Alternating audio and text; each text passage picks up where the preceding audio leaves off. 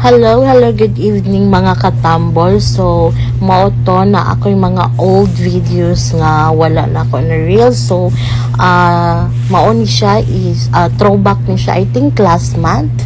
So, niuli di ay ni sa among province sa Bugo. Kay magtunga na sa yuta sa akong lula. So, during those days, mao to gikuyog na mo si Dodong kay first time niya nakaari sa mong province kung asa nagdako akong mama. Siguro si mama sa bata pa diri siya nagdagandagan, and now naabot na jud ang time nga ipatunga na ni Lola ang yuta para sa iyahang 13 ka anak.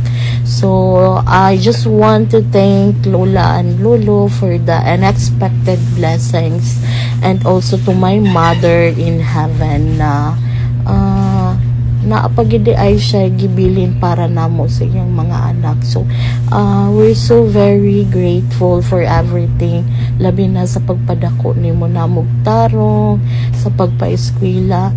Continue guide as mahalabi na ni Dodong, and so happy kaayo mi kay nakauli na jud taon mi diri for how many years kay sukad pagkawala ni mama dugay-dugay na mi wala kabalik kay busy sa working hard kay breadwinner is not easy jud.